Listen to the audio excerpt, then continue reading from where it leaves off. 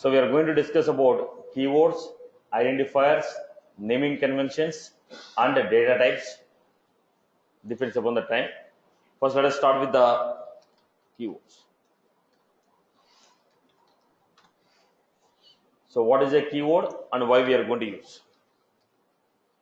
Now let us say, if I go to engineering college and if I say CSC, what does it mean? A computer science engineering. Let me go to any engineering college. If I say CSC, meaning of the word is fixed, right? Everybody say computer science engineering. Now in the engineering college, let me go to any engineering college. If I use the word called CSC, meaning of the word is fixed. If I go to bank and if I say saving account, meaning is fixed. Okay, PF account, meaning is fixed. According to their business, there are some words whose meaning is predefined. According to their business, they define some words whose meaning is fixed. Irrespective of which bank I go, irrespective of which customer goes, the meaning of the word is fixed. Similarly, in the programming language also, there are some words whose meaning is fixed. Irrespective of who write the program, irrespective of where you write this word, the meaning is fixed. Such type of words are called keywords. Keywords are the reserved words whose meaning is predefined by the compiler. So as per the engineering, they had a CSC, ECE, EEE, these words are fixed. As per the software development, testing, okay, HR, the meaning is fixed. Similarly, as per the programming, there are some words whose meaning is predefined. If you use this word anywhere, the meaning remains the same. Such type of words are called keywords. So what are these? Keywords are the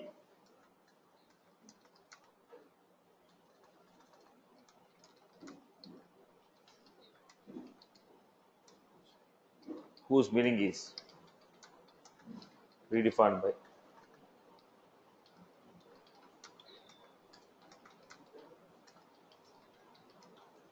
Keywords are the reserved words whose meaning is predefined by the compiler.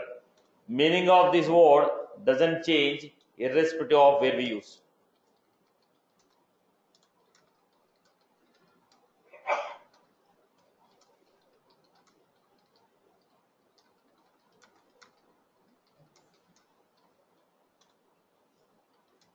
All the keywords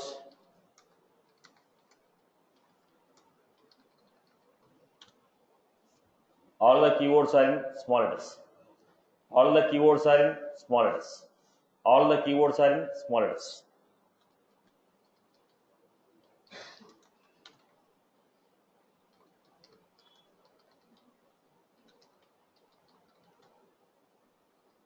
Have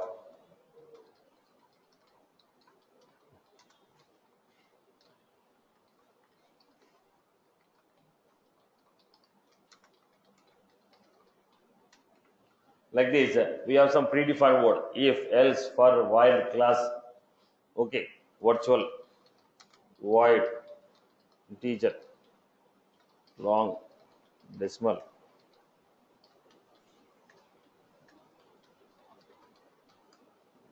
id.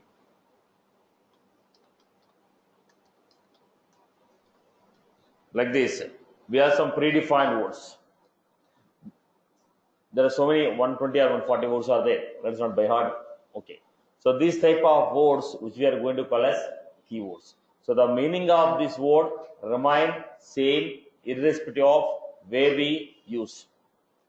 The meaning of this word remains same irrespective of where we use. Every programming language will have set of keywords. C language will have its own keywords. C++ will have its own keywords. Apex programming will have its own keywords. Every programming language will have its own keywords. Right. Now, come down to the next one. We are trying to understand the next point, identifiers.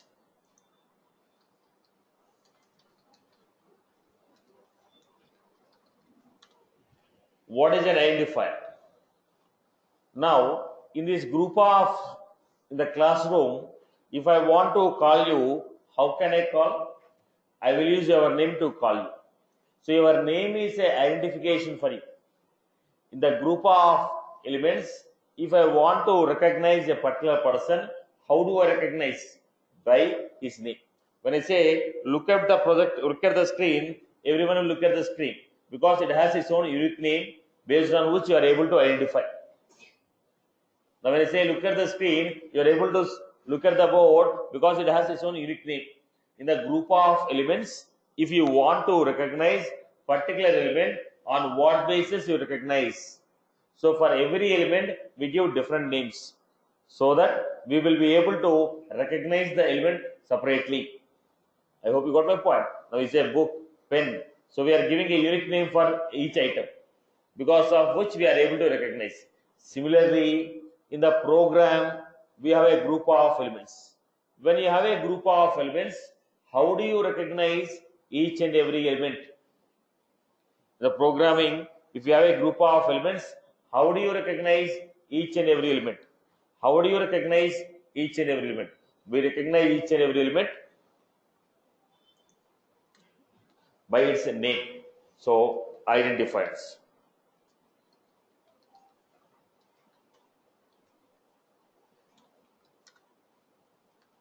It is a name given to a class or interface or a method or a variable or a constant. It is a name given to a class or interface, method or variable or a constant to recognize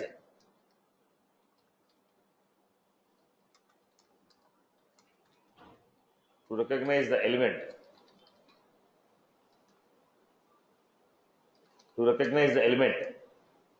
uniquely in the program.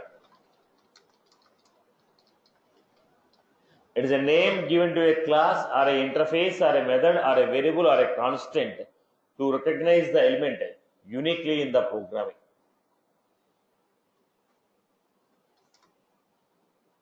Right. If you want to write a name, rules to define identifier name.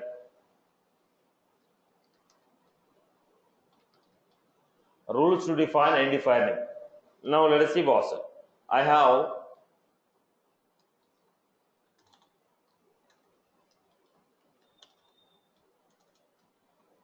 have some program like this. How do you recognize them? I want to run this statement.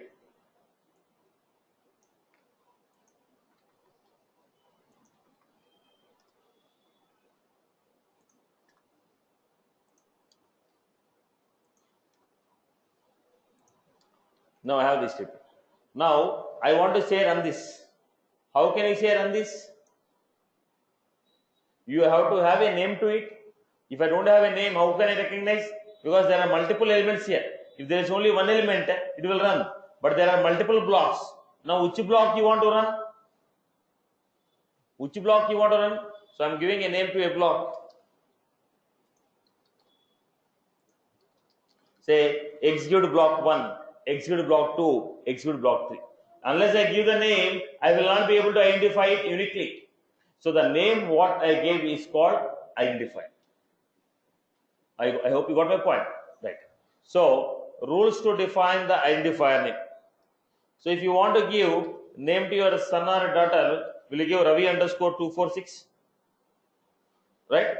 You don't give, right? When you want to give a name to your daughter or son, you ensure that the name consists of only alphabets. It has a meaning in Sanskrit or Telugu or Hindi. Similarly, programming languages also have some rules. You cannot give the name as you like. They also have certain set of rules. What are the rules? Name can contain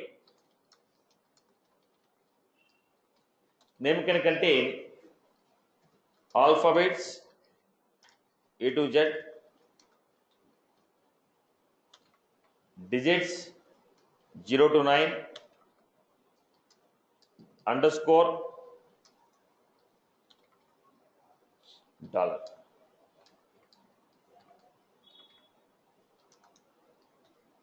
The name can consist of alphabets, digits, underscore, dollar. The name can contain, the identifier name can contain alphabets, digits, underscore, dollar. Identifier name can consist of alphabets, digits, dollar, okay, dollar, underscore. Name should not start with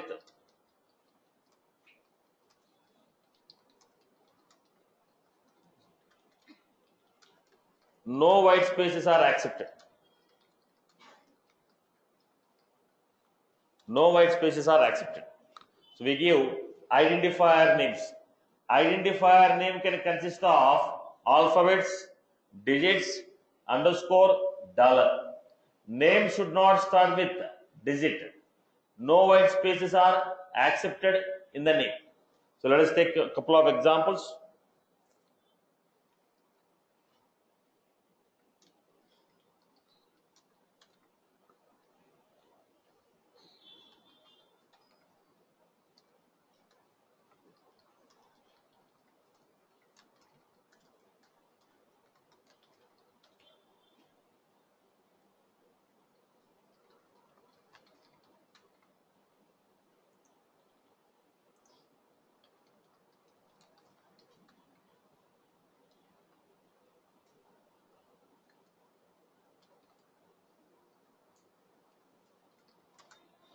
Right, this out. Now, what is the bug with this?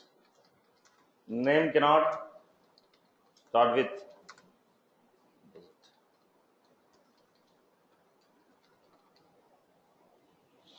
Is it accepted? Allowed? Is it accepted? Spaces are not allowed.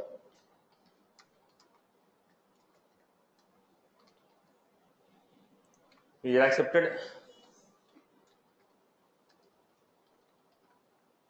Invoice underscore list underscore accepted. Star is not.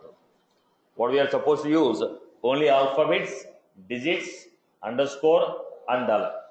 Now, generally, whenever you are taking a combination of more than one word, when you are taking a combination of two or more than two words, try to use underscore. Let me give you. I have some data like this. I have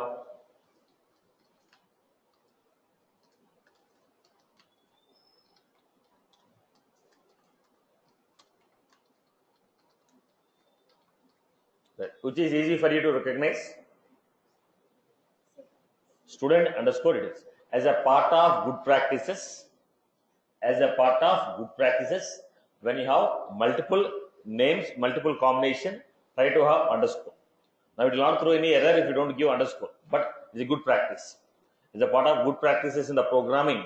Now if you take a combination of two or more words, separate them with underscore to recognize it. Right. Now, this is what we call identifier. When you are giving an identifier, we will not follow the same format for every identifier. When you are giving a name for a class, we have one pattern. When you are giving a name for a interface, we have different pattern. Method, different pattern. Constant, different pattern. Now the point here is, the program what you write is not your asset. This is the asset of the company. Now you are working now, tomorrow someone else will be working. When they want to work on that, when they look at the program, by looking at it, they have to understand what was it. Now, we need to write a program in such a way, the next person who want to enhance it, they should be easy for them to understand and make it. So you have to follow good practices of programming and good naming conventions. So when somebody look at your program, they have to identify it is a class, it is a method, it is a variable, right? And this is what they are trying to write it. So you are supposed to follow certain good practices of programming and naming conventions of programming. Looking at them, people have to understand what it is. So let us see what are the naming conventions we have.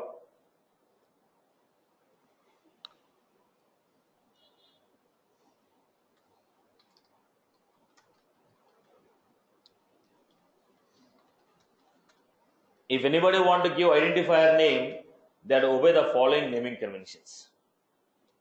What are the following naming conventions? First one we have upper camel. Upper camel. What is this upper camel? Every word first letter should be capital. Every word first letter should be capital. I told student.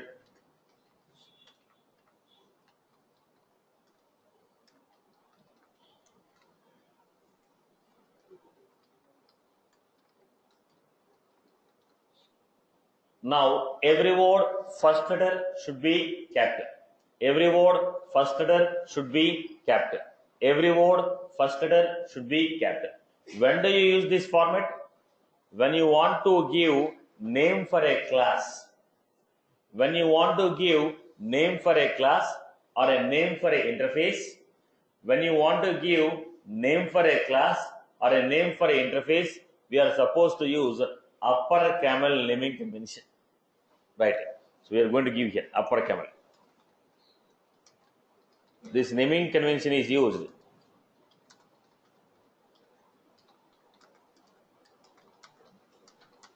define the names for classes and interfaces.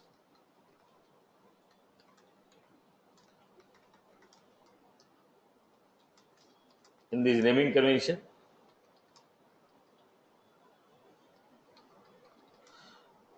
every word first letter should be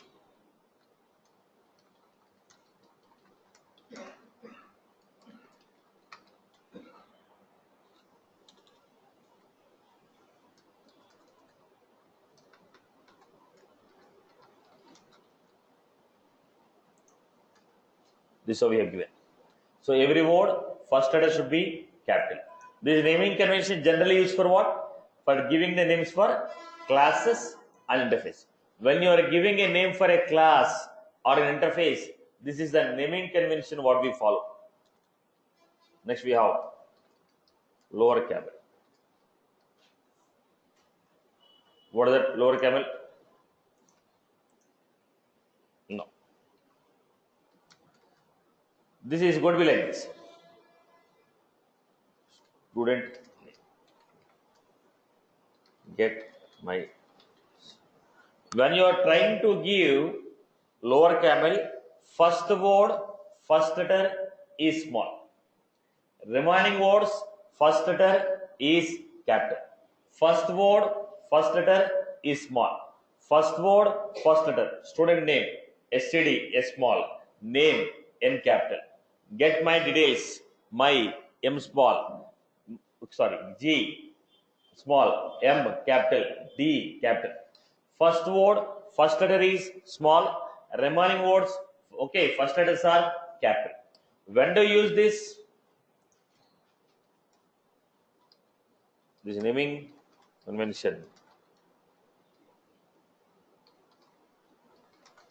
used to define names for methods and variables. If you want to define this naming convention, this is used for what? Defining the naming convention for methods and variables. In this naming convention, first word,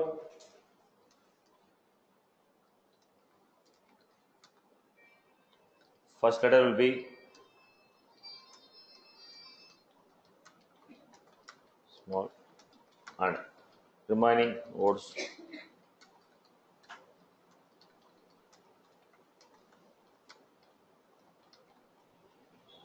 right.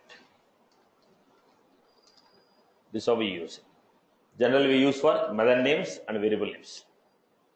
If you want to define any variable or a method, this is the naming convention what we are supposed to use. Lower camel. Uppercase.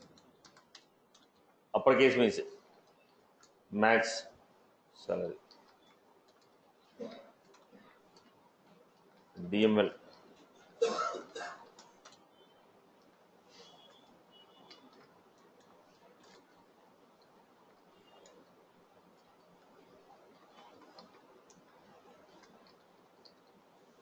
Now, every word, every letter is capital. Every word, every letter is capital. When do you use this? When you want to define a constant values, we go for this format. Upper camel. For the constants, we take this. When you say constant, we take this. This naming convention.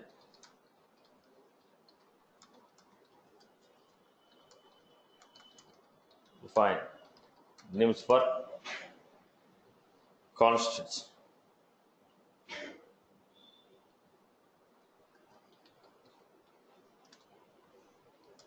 In this naming convention,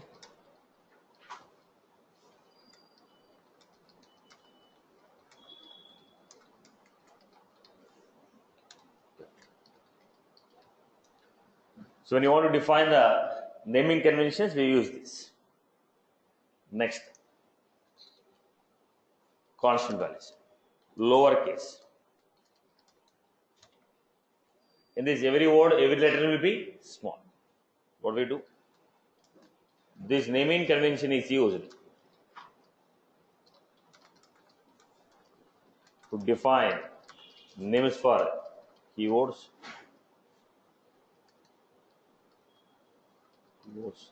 and packages. In this naming convention,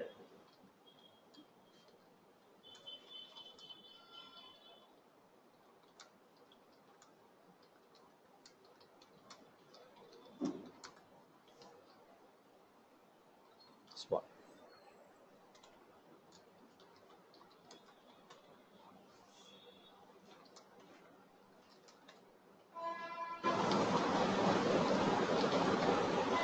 Every word, every letter is small.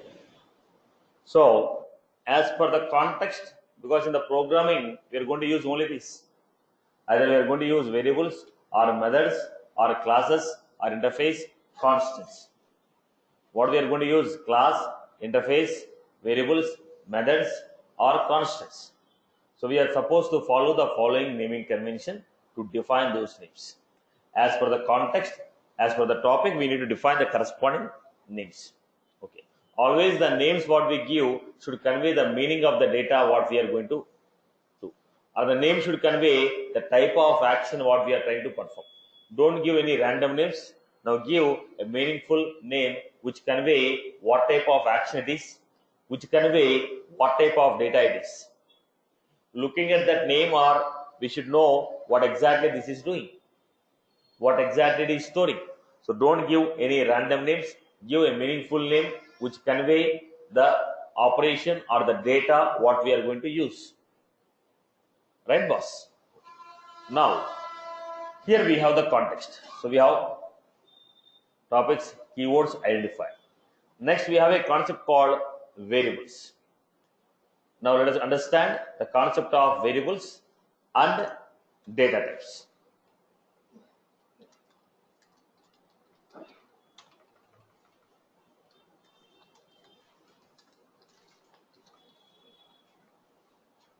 Right. So what is the difference between constant and a variable? What is the difference between constant and a variable? Now, let us say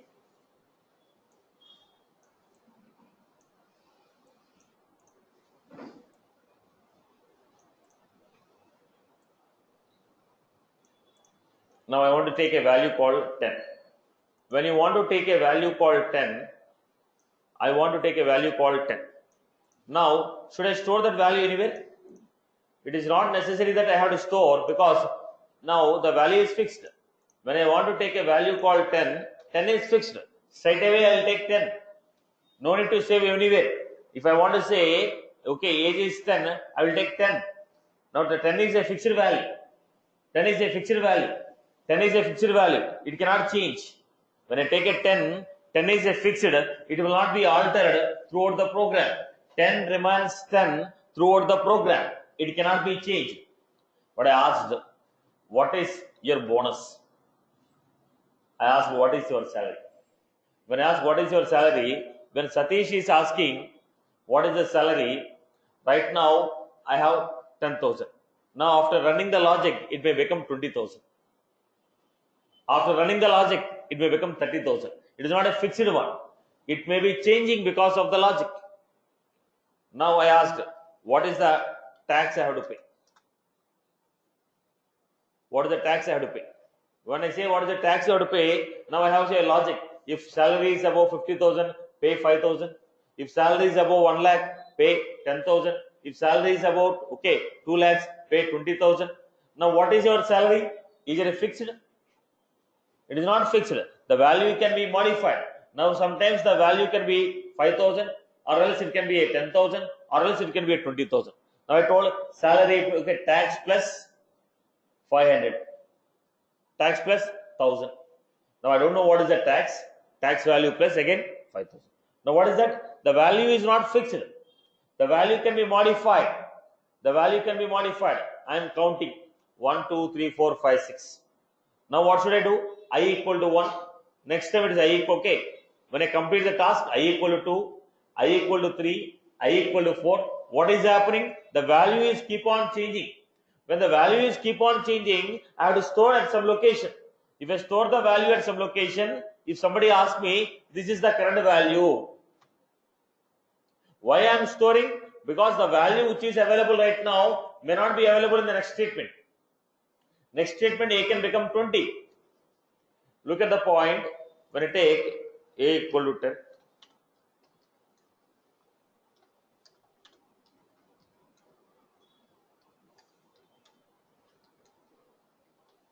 Now, is the value of A is fixed? The value of A is not fixed. The value of A is not fixed. It is keep on changing. Now, when I am running this operation, if I want to know what is the value of A, it is not a fixed.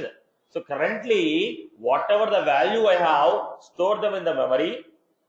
When somebody asks, go to that memory, take the value and use it. If you are modifying it, modify the value, again put back to the memory. So, I have a memory where I am putting the data. If somebody want to use it, go to that memory, see what is the value, use it.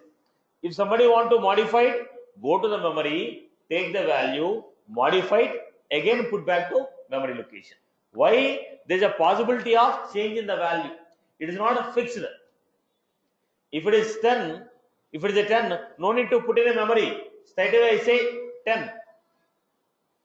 Because the value keep changes, I have to give a memory to that value. In that memory, I put the value and I say, right now this is the value of you. If somebody want to use it, come here and use it. If anybody want to modify the value and again put back in the same location.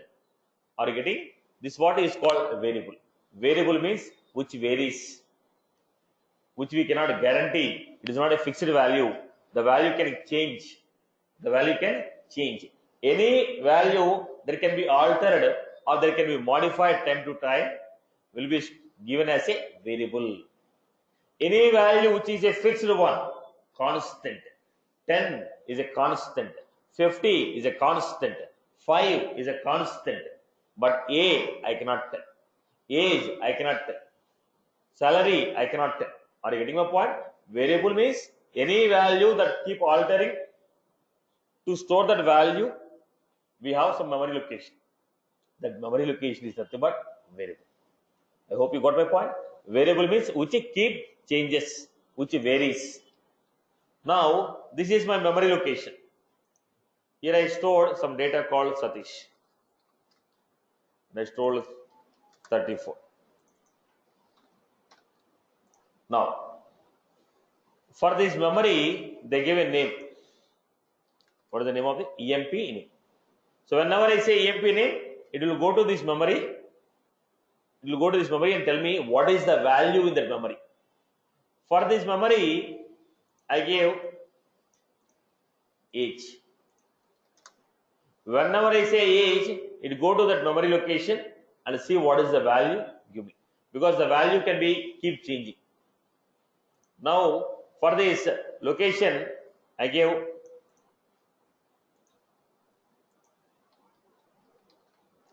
for this location I gave salary. For this location I have salary. For this location I have salary. I hope you are good with this. For the location I have EMP name. For this location we have age. For this location we have salary. Right. So we have EMP name, we have age, we have salary. We have EMP name, we have age, we have salary. Now what is that EMP name? It is a variable. It is a name given to memory location where we can store data, perform changes when you need. Variable is the name given to a memory location where we can store the data, perform the changes whenever you need. Whenever you need. Now you are giving a name for a folder, right? In the folder, what are you putting? Your data. You create a folder, you give a name. In the folder, you put a data. Now in that folder, what you can do? You can open the data, modify the data, delete the data. You have created a folder. In the folder, you kept the data. As per your requirement, you can remove it, you can modify it, you can delete it. But what is that location? Now in 1 TB hard disk, where is my file? To classify this only, you give a name for a drive, right? C drive, D drive, E drive. Why are you giving? To identify that location, memory location. Otherwise, it's 1 TB memory. How could you recognize your data? It's a 1 TB memory. How could you recognize your data? So you give C drive, D drive, E drive. In that, okay, let us say D drive, 500 GB. How do you recognize? So I kept a folder, admin material, development material, so and so material. Now what is that folder name? It's a variable. It is the name of the location where we can store the data and modify as per your requirement. I hope you are good. Just like your folder name, we are giving a name to a location where we can put our data, modify our data as per our requirement. That's what we are going to call as variable. Is that was clear? Is that was clear? Right. But there are some drawbacks for it. We have to see what are those drawbacks.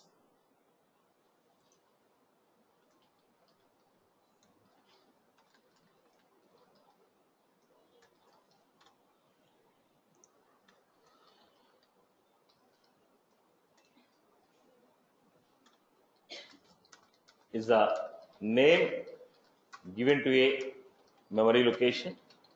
Generally we call temporary memory location.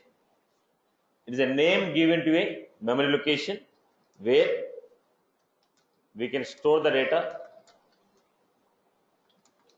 perform the changes,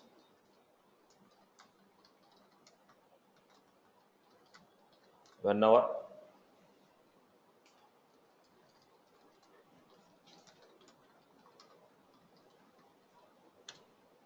based on images. It is a name given to a memory location where we can store the data and perform the changes based on your data. Example I was giving.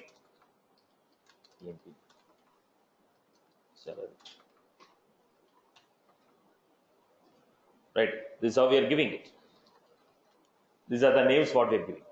But I have a drawback here. What is the drawback? Look at the point. It is a name given to a memory location. How much memory was that? Is it giving 10 bits, 20 bits, 40 bits, 1 GB? How much memory it is giving? Where we can store the data? What type of data can be stored? Is it an integer? Is it a decimal? Is it a string? Is it a boolean? Is it a date? Is it a time? What type of data are we storing? Allows you to perform changes. When you make a change, what is the maximum we can store? What is the minimum we can store? So it says name of a memory location where we can store the data, perform the changes. But it is not telling how much amount of memory was that, what type of data was that, what is the range of the data. To answer these three questions, we have a next concept called data types. Data type will tell you how much amount of memory is given to a variable, what type of data is stored in that variable, what is the range of the data we can store in a variable. So the data type tell what type of data can be stored, how much amount of memory is given, what is the range of the data we can store. I hope you are good with this. Yeah.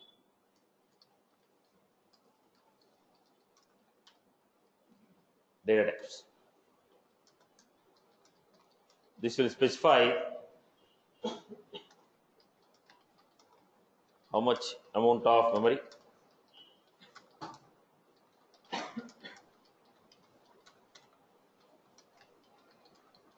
what type of data is stored,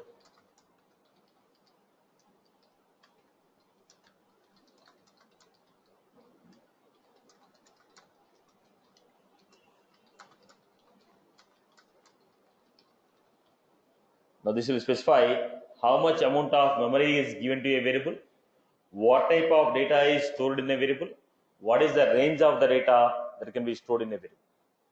This is what we are going to indicate. Data types. This will specify how much amount of memory is given to a variable, what type of data is stored in a variable, what is the range of the data that can be stored in a variable. Right. Now, data types are classified into what are the different types of data types we have. Data types in the Apex program. First, we have primitive data types.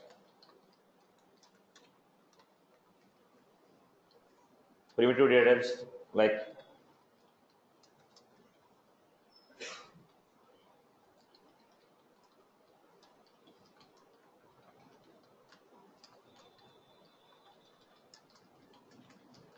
date time,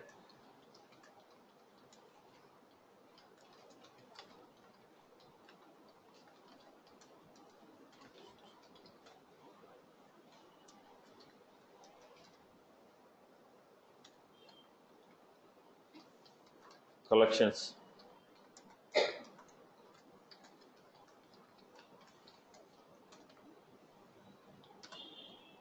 primitive data types, collections, primitive data types, collections, object created, object created for Salesforce defined,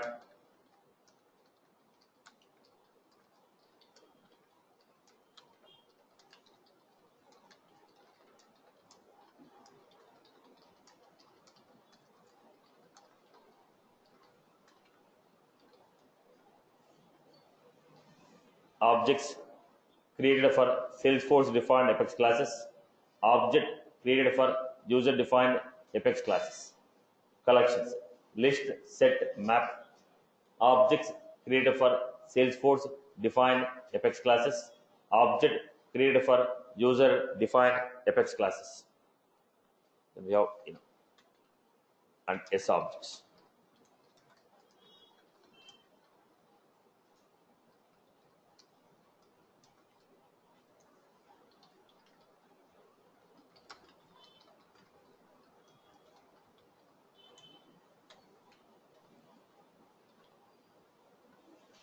Right. Primitive data types, collections, objects created for Salesforce defined Apex classes, objects created for user defined Apex classes. Enum, S object. So all these are what? Data types, what we are going to have in the Salesforce. Primitive, collections, objects created for Salesforce defined Apex classes, objects created for user defined Apex classes, enum, S object. These are the different type of data types we have. First, let us start with primitive data types.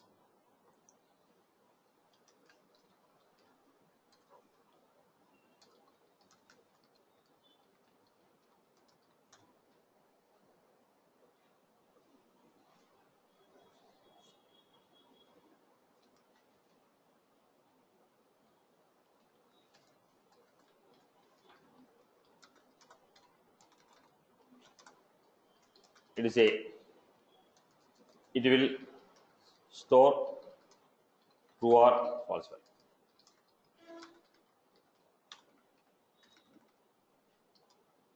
Default values, default values,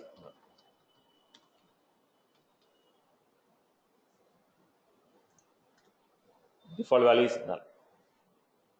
Blob.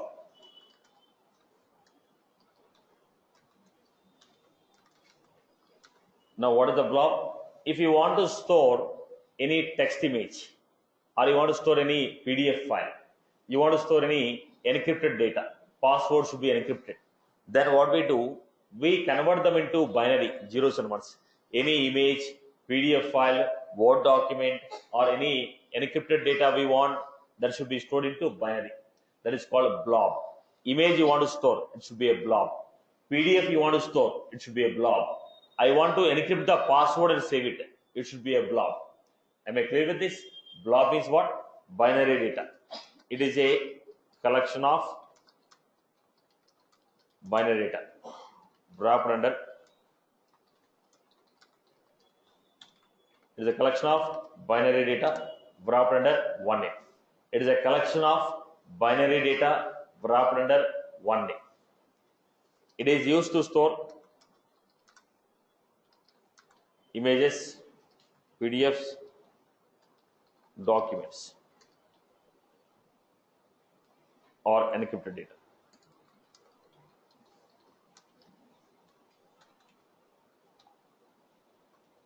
Right. Now, next we have date. If you want to store a particular date in the calendar, this is used to store particular date in the calendar.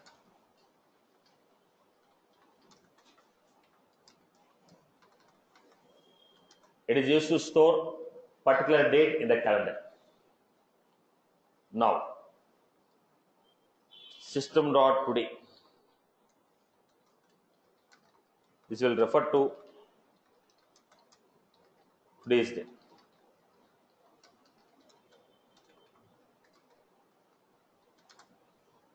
System.today. This will refer to today's date. Date dot new instance of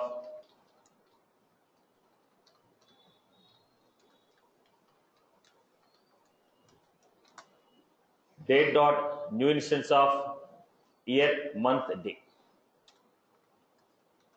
Date dot new instance of year, month, day. Date dot new instance of year, month, day. If you want to create any particular date, we have to give it like this. Date of birth equal to date dot new instance of 2018 to 25th.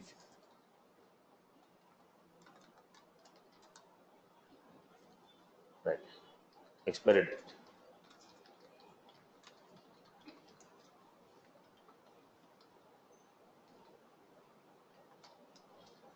Right.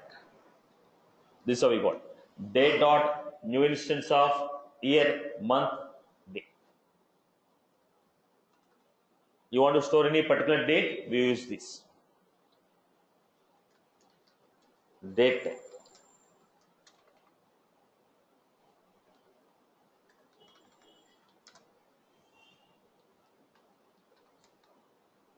Date type. This is used to store particular date and time.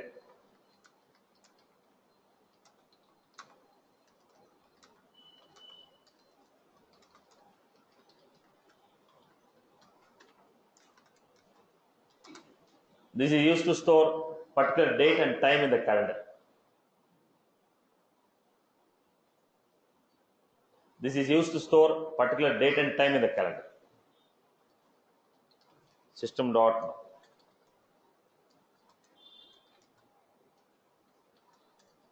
This will refer to current date.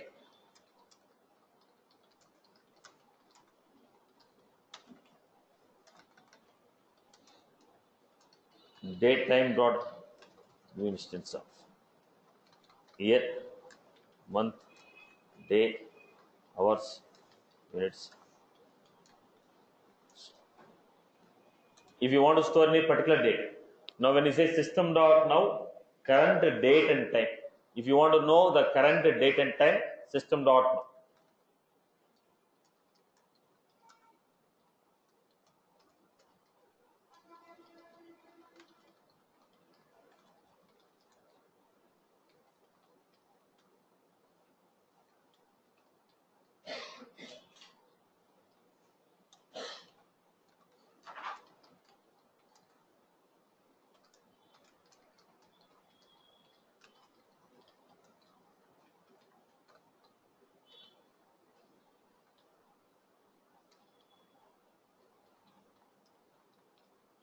So if you want to store date value and date and time value, we have a data type called date and time. Similarly, next one we had time. If you want to store only time, we use this. This is used to store particular instance of a time.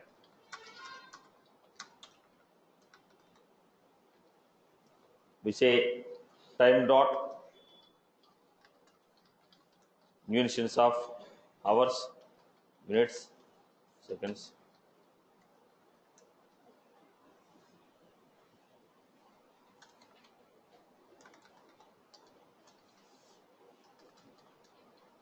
Time dot new instance of 10, 30,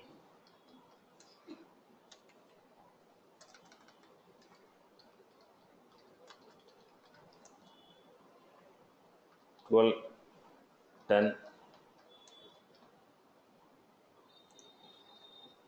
This is how we got it.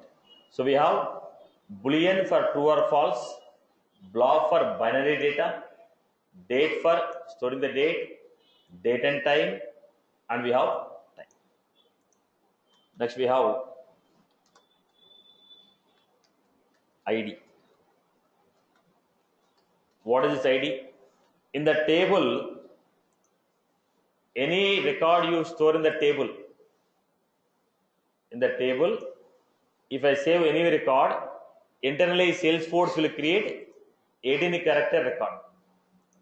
Internally the Salesforce will create 18 character record. In the table, if I create any record, Salesforce will create an ID for it. Any valid 18 character ID created by the Salesforce, any valid 18 character record ID created by the Salesforce can be stored in this data type. What is ID here? This will store or refer to any valid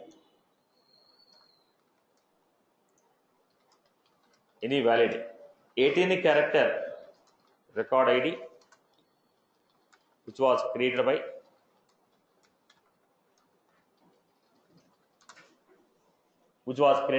Salesforce.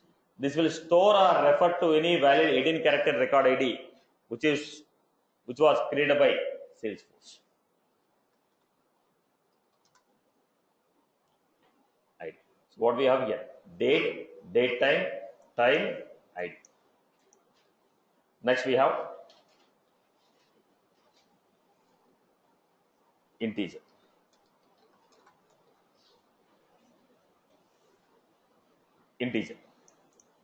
When you say integer, look at the point.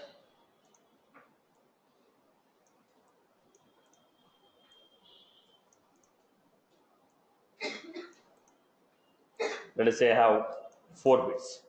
Generally, when you say bits, what happens? Either it stores 0 or maximum value 1, minimum value 0. Now, when I say numerical values, it can be a positive or there is a reason when I have 4 bits, last bit is always used for telling whether it is a plus or minus. When I have 4 bits to store the data, last bit is always used to tell whether the number is a positive number or negative number. So how many bits are used for telling the data? 3. Out of 4, 1 will tell whether it's a positive or negative number. The remaining 3 will tell the data. Now in any numerical value you take, this is the same scenario. Now what is the maximum value I can store here? 2 to the power of 0. Generally it's in the form of 2 to the power of 1. This is the structure which give it. So this is the maximum value can be 4 plus 2 plus 1, 7. Instead of giving the 7 like this, I can also say, because there are 3 bits to tell the data, 2 to the power of 3 minus 1. 2 to the power of 3 is 8 minus 1, both are giving the same value. So if you are using 3 bits to store the data, maximum value what I can store is 2 to the power of 3 minus 1. If I have 10 bits to store, 10 bits, 1 bit is for sign, 9 bits are used for data. What is the maximum data we can store? 2 to the power of 9. If I have 32 bits, 1 bit is used for sign, so I have 2 to the power of 31. Are you getting my point? If you have 32 bits, 1 bit is used for sign, 31 bits are used for data. So what is the maximum data we can store? 2 to the power of 31 minus 1. Now listen to the point. Integer. It is a 32-bit number. So how many bits are used? 32 bits. Now 1 bit will be used for sign, 31 bits are used for storing the data. It is used to store for 2 any numerical value without decimal.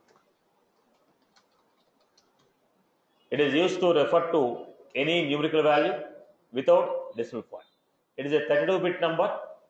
It is used to refer to any numerical value without decimal point. It is used to refer to any numerical value without decimal point. It is a 32-bit number. It is used to refer to any numerical value without decimal point. Right.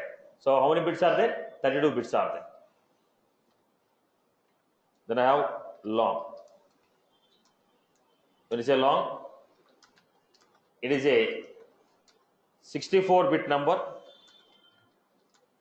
So when you say 64-bit number, 1 bit is used for sign. How many bits are used to store the data? 2 to the power of 63. So if you want to take any data more than 2 to the power of 31, up to 2 to the power of 31 only it can take.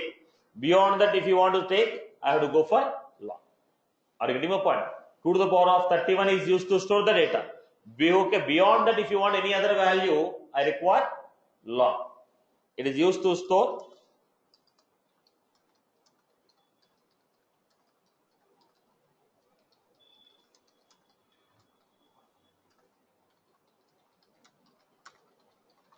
without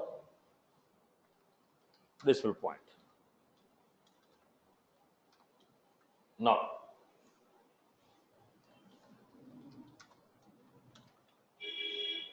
decimal. It is a 32-bit number. It is used to store, therefore, numerical value with the decimal point.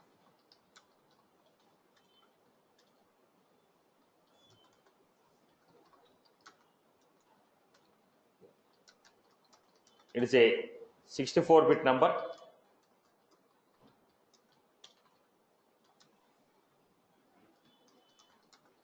It is used to refer to numerical value with the decimal point. So we had integer, long, decimal, double. Last one, string.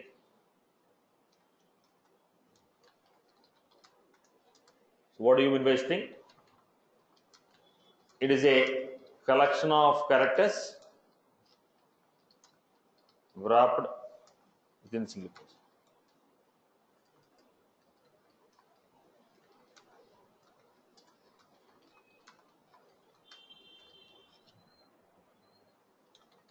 It is a collection of characters surrounded by single quotes.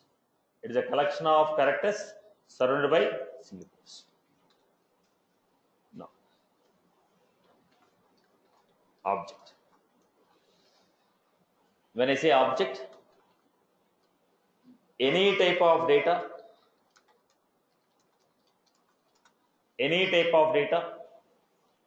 object, any type of data that is supported by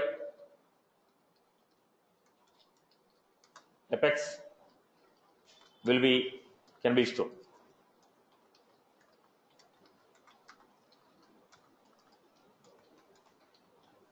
Any type of data that is supported by Apex can be stored in it. Any type of data that is supported by Apex can be stored in it. Object. Any type of data that is supported by Apex can be stored in it. Object can store any type of data. When you are not sure whether it's a decimal value, when you are not sure whether you are going to get a numerical value without integer, when you are not sure whether you get a integer, decimal or boolean or blob, what type of response he is going to give, I will take object. When you know it is a numerical value, integer or decimal. When you know it is a okay, true or false, boolean. When I am not sure what type of value you are going to give me, I will take object. When you know type of value, we give the particular data type. When you don't know the type of value, we take it as object. By default, okay, note for every data type, default value is, if you don't assign the value, by default value is null. If you don't assign the value, by default data type is, okay, for every data type it is null. By default, the default value is null. If I don't assign the value, by default it is null.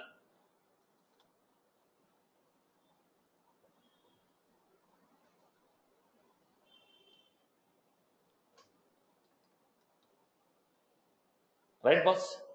I hope you're good. Clear on this? Okay. Now let us take the quick examples. So collect the data. Student. I want to collect the data of a student. Let us say last name, first name,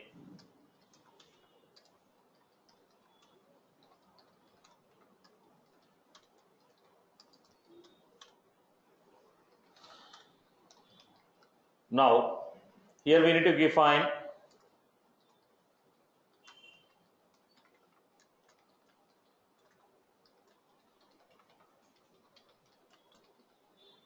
right.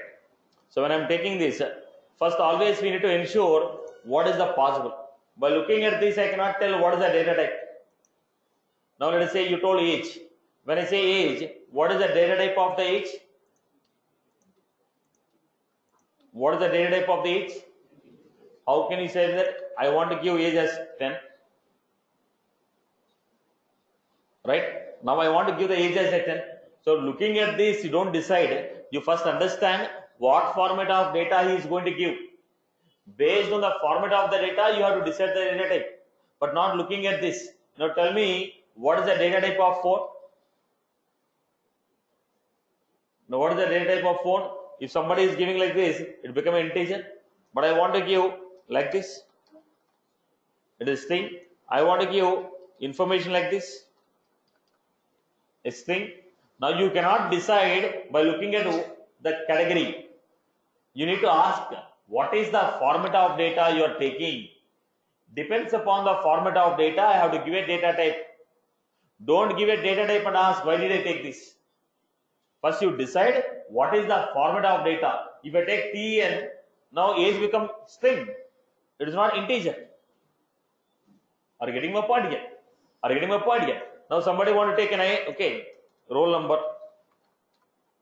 Now when somebody want to take a roll number, now tell me how it is going to be. If somebody take 1, 2, 3, I will take integer. If somebody take let's say it is also a roll number. Now if I take the roll number like this, it becomes a string. So you cannot decide the data type by asking what type, what information you are collecting. You have to decide the data type based on the format what they are going to give. Now when you say roll number, what is the format of your roll number? According to your application, roll number format is. When you say age, according to your application, age is in the which format? Is it in the alphabetical format or numerical format? Then I have to decide the data type. So don't decide data type by looking at this type of information you are collecting. You need to ask possible values. Based on the possible values you have to take. If we take Myla, now it becomes what?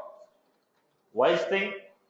Any value with a combination, okay, any value without digits, okay, or any value, okay, any value which contains other than digits will become what? String. Now I give variable as, now I give first name, again this becomes,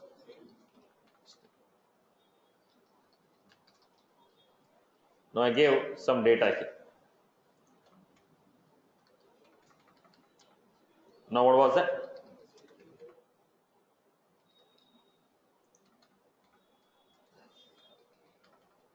Now we have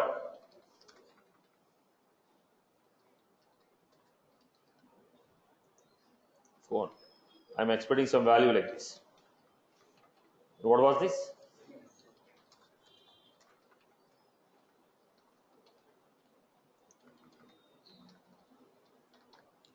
Now what was this? If you have a decimal point,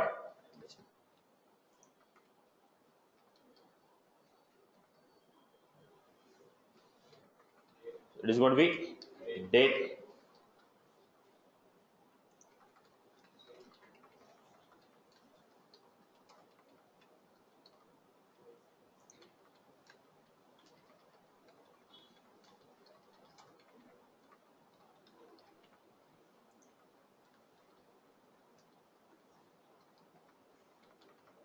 Now it is.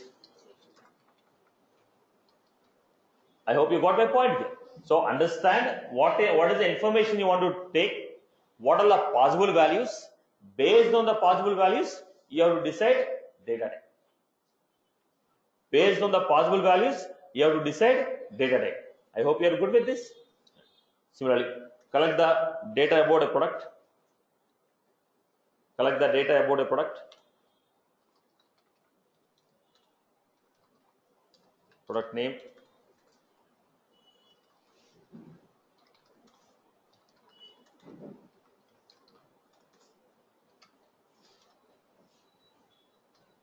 Manufacture date.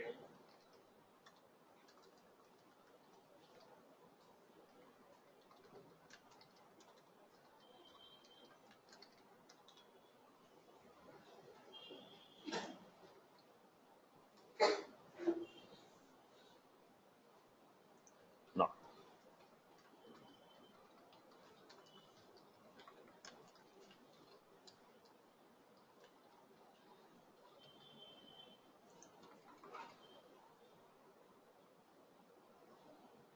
Now let us say some.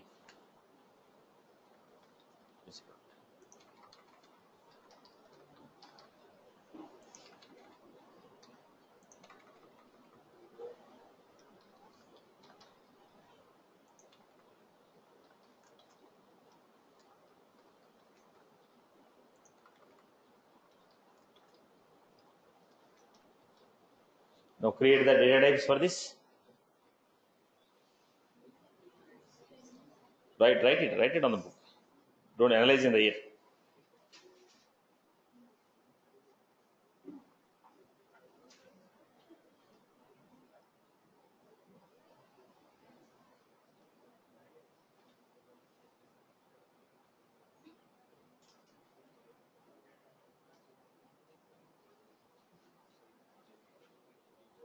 You're going to take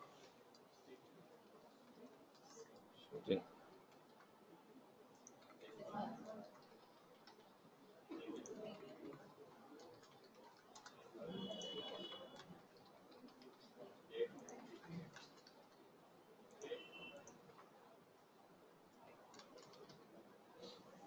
This is how we are taking. So understand the data, possible format of the data. Based on the format of the data only, data type will be decided. So understand what is the information you want to collect in the program, what is the data we want to use, what is the format of data we are going to get. Then you decide the data type and create the variables. Right. So how do you create the variables? Data type, variable name. You want to assign the value, you can assign it, or you can only give it. So we give like integer